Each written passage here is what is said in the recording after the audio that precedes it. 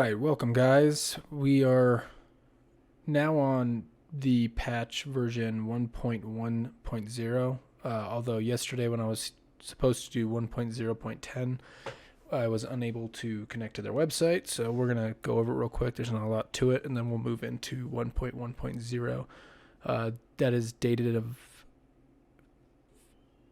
10 April for 1.0.10, and it'd be, I believe, 11 April for 1.1.0. That's 11 April. All right, so moving right in, there's just a few things here. They fixed a rare crash that occurred when players created their own kingdom in the main storyline. Fixed a crash with the text management system. Fixed a rare crash that happens when attacking a besieged settlement after an external interruption to the world map siege occurred.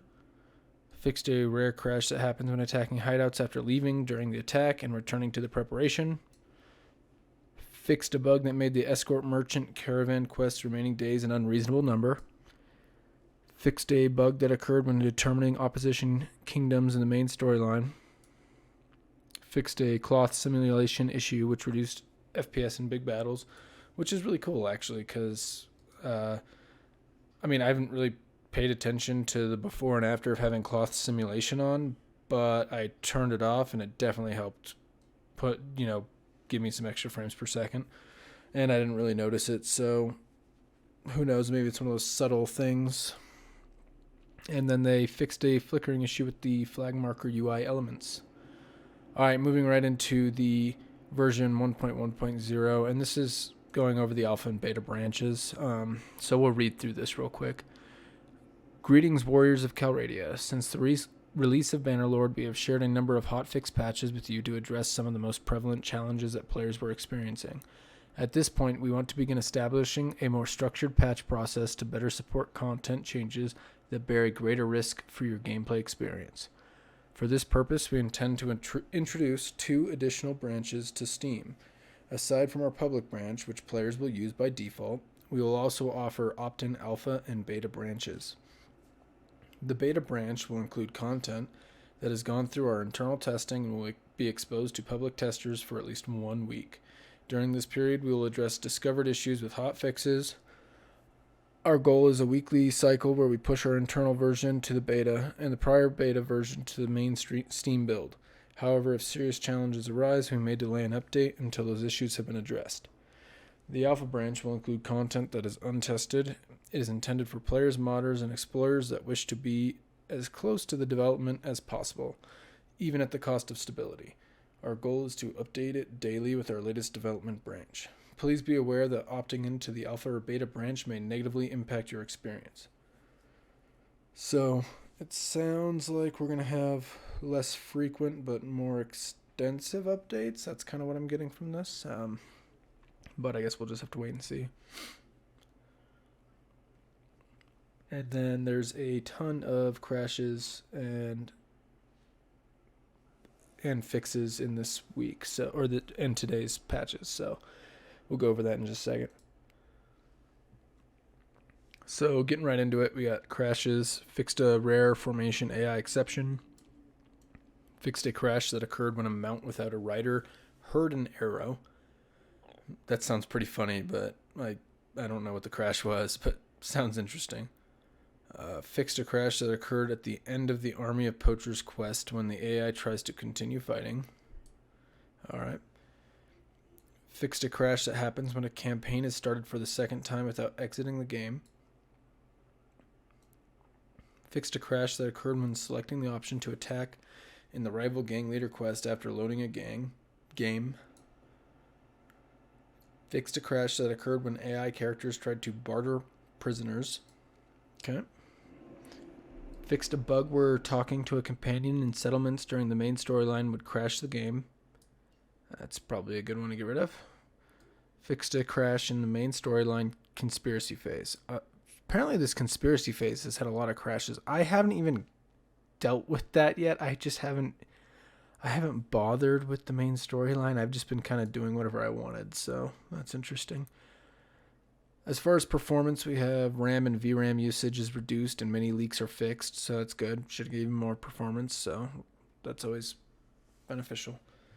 Scene loading performance improvements. Okay, yeah, it's not the quickest loading times, so I mean they're not terrible, but we'll see if maybe they're a little bit better. Localization, improvements, additions, and corrections for Turkish and simplified Chinese translations. Good for them. Art, there's a lot here, so we're just going to kind of skim. They've got the new armor added, plated helmet, and northern lamellar shoulders. I'd love to see even more armor. That's good. Banner to poachers and other neutral parties. Cool. Overhauled all the NPC faces to reduce asymmetry, tone down exaggerations, create culturally appropriate and appealing phenotypes. Okay, just make the NPCs look less the same as one another. And updated some of the lords and ladies' faces. Same thing. Okay. So yeah, new meshes for various units, it looks like, and battle terrains. This should resolve unwanted fights in water and improve fleeing behavior in these scenes. Okay. Interesting. Okay, yeah, so that's actually all terrains, my bad. I thought this was a unit at first. Azerai, Town A, civilian scene related fixes. Town B, civilian scene related fixes. So just various towns and castles have some fixes. Night illumination amounts adjusted. Visual fixes for battle scenes. Winter season issues. Winter related problems with the outer meshes. Low poly trees are now used in hideout prefabs. Agent spawn positions in some scenes are fixed. Okay. Issue with Botania Arena spawning too close to each other. Yeah, it was a bit weird how quickly or how close you'd spawn in. And then just various lighting, physics issues in some of the various places. Beard intersecting helmet. Okay, yeah. Not the worst. More just different textures, meshes, lighting, that kind of stuff down here. Campaign map. Parties participating in an event are no longer moving, which fixes some footstep sound issues. Okay. Audio. Campaign music could play many tracks in quick succession. Okay, so that's fixed. Implemented trade perks that relate to profit and inventory. Oh. Cool. If I'm not mistaken, they're saying they actually added the perks, right? Because it's under UI. I don't know if this would be UI. I guess it's sort of UI related since we picked the perks, but whatever. Minor UI tweaks and fixes in crafting, barter, save load, recruitment, board games, siege screens. Okay. No saddle visuals in inventory. I'll have to see what they mean by that. Like they added something for if you don't have a saddle, maybe. But not sure about that. So then we got removed helmets from hero portraits to see their faces more clearly. So that's good. I like that, I guess, at least in the portrait section. Added weight carrying mount and speed mount icons and inventory mount tooltip panel. Cool. That's good. Makes that a little easier to see. Spacing issue with what the heck character? Oh, okay. Turkish. Got it. Fixed barter offer item visuals not being visible. Being able to give names with space and numbers in creation. Okay, I thought that was a deliberate choice before, so that way you wouldn't accidentally name your person like, Robert the Bruce, and then find out 5 minutes later in the tutorial that you're supposed to name your family name during the tutorial. So that's interesting. I guess once you're aware of that, it's not a big deal, but I can imagine for a first time playthrough, that's going to be weird. Can you change your name? I'm not sure if you can. Fixed 2 hints showing up in inventory equipment slots. Okay. Changed character developer traits from text to icons. Okay. Implemented a basic tooltip. Now players can see the basic stats of a tournament prize item. Added a busy with an issue, busy with a quest, busy with a common area notifications, and create a party instead of just a busy explanation. Fixed attribute and focus point tooltips to reflect correct numbers. Cool. Moved number of corpses and max simultaneous sound event count to performance options. Okay. Implemented being able to sort/move modules in the launcher. Alrighty. Renamed resume game to saved games. Oh, thank you. I always, for some reason, click the wrong button, and just because I wanted to go to a different game that I had saved, and then I realized like I'd hit campaign or whatever, and I'd end up in the launcher for the new campaign. So that was kind of annoying. I guess this is a little less ambiguous. Added minor faction filter to clan page, list page. All right. Added tooltips to map bar circle notifications. Added new perk icons. Alrighty. Fixed banner visual errors with some icons and banner icons not matching with the UI. Alright, battles and sieges. Simulated battles no longer give more XP than fought battles. Is that... I was curious about that because that definitely was a thing, but it's kind of disappointing because I felt like, maybe they get more XP because they're doing things on their own or something, but I guess not. Added missing patrol spawn positions to forest hideout scenes. Forest hideout missions should now open normally. Okay. Combat AI. AI quality for NPCs is now determined by skill points in the current weapon's governing skill instead of overall character level. Okay, cool. A tactics bug related to the defensive ring that occurred when archers ran out of ammunition has been fixed. Okay. An issue in caravan/villager battles that could potentially cause unexpected behavior at agent processing level was corrected. I don't know what that means, but I'm glad to see it's corrected. Cavalry not being able to hit enemies right next to them when they had swingable weapons and circling each other endlessly. Issue fixed. Okay. Yeah, that'll be good. Cavalry did seem a little stupid. I feel like they toned down cavalry from what it was in Warband, which is a good thing, but it also just seemed to derp out a little bit sometimes, so... Bodyguard troops could rarely stop moving when their commander died. This is now fixed. Is that saying like troops on follow, or is there a bodyguard tactic, or what is bodyguard troops? If someone knows what that means, let me know. Mounted agents can calculate enemy positions better and thus more accurately aim their thrust attacks. Okay, cool. Yeah, I've definitely seen them just kind of run right by their targets, which is annoying. Some agents couldn't move properly due to invisible scene AI barriers. This has been fixed. Okay. Fixed some Sea Bandit AI issues. All right. Agents attack less often if the combat AI difficulty is set to normal. What is... When they're saying agents, who do they mean exactly? Like, is that any AI character? And why would they attack any differently from normal to easy?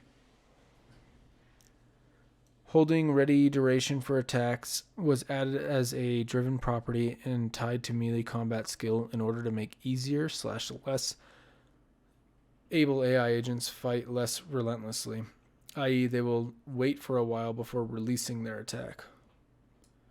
Okay.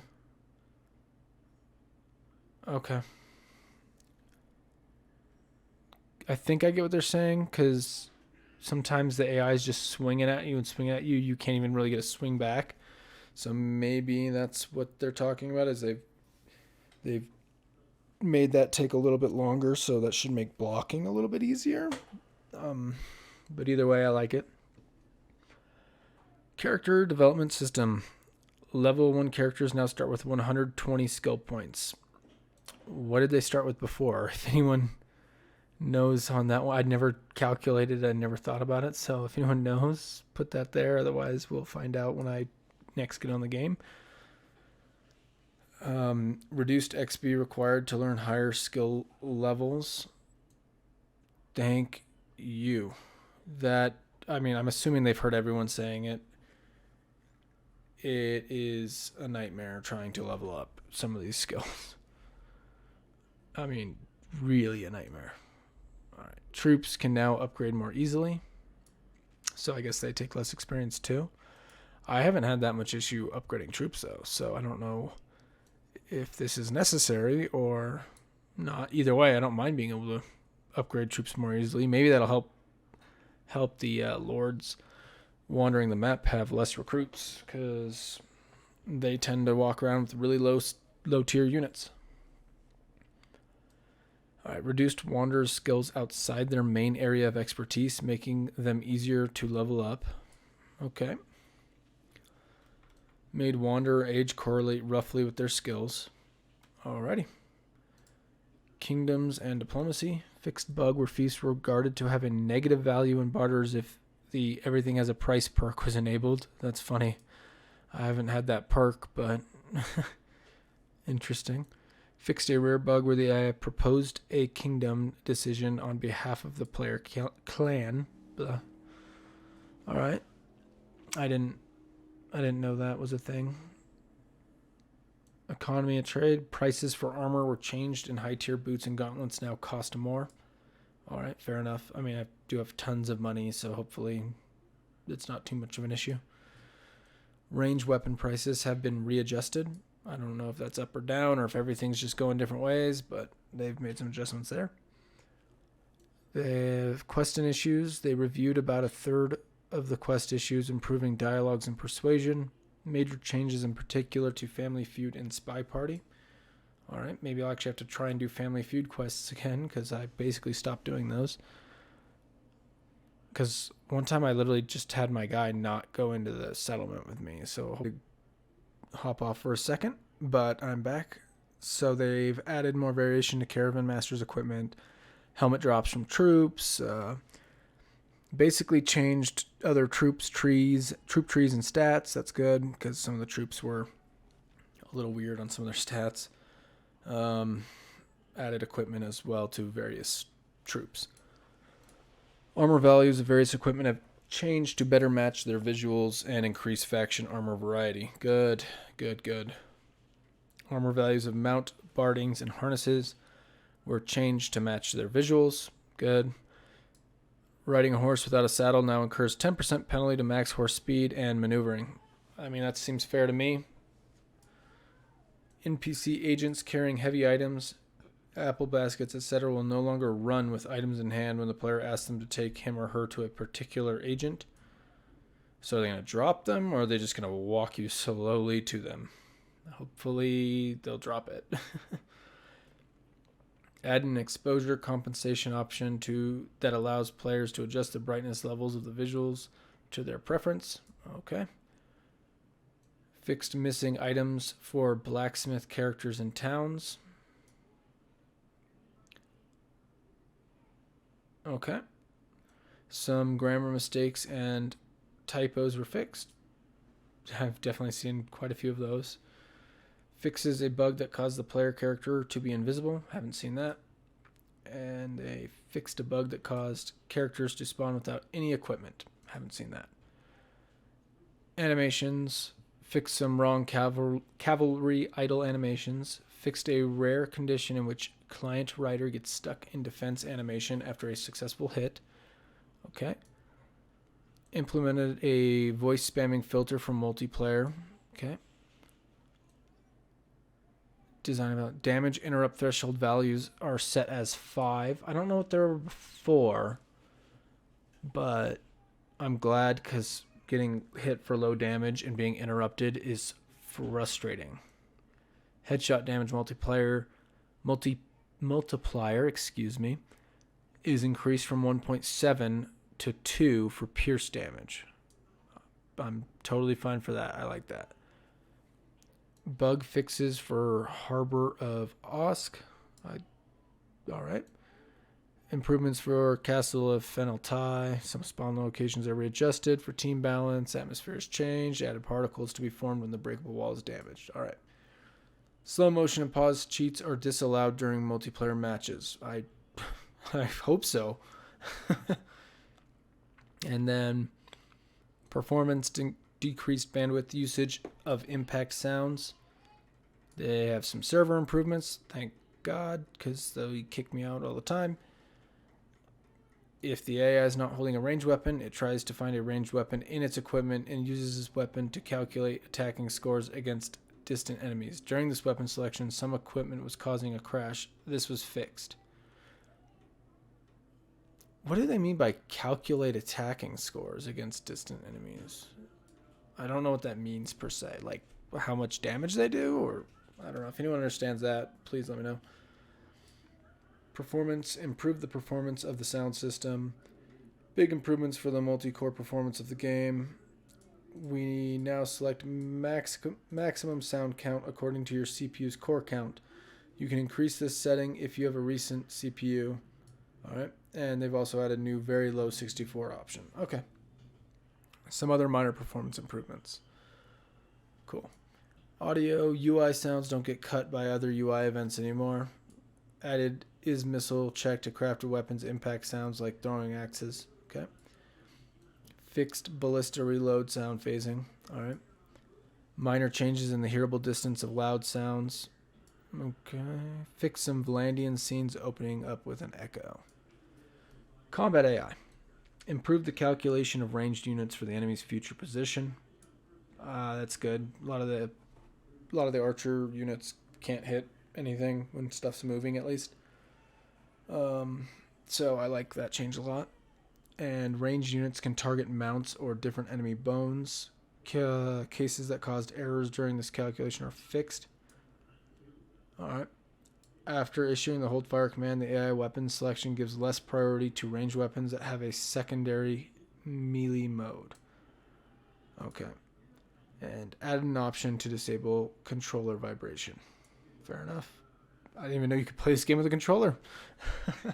Hadn't tried it. All right. Well, that is it for version 1.0.10 and 1.1.0. Thank you for watching this, and I will update as soon as they add more patch notes. Thank you very much, and have a good one.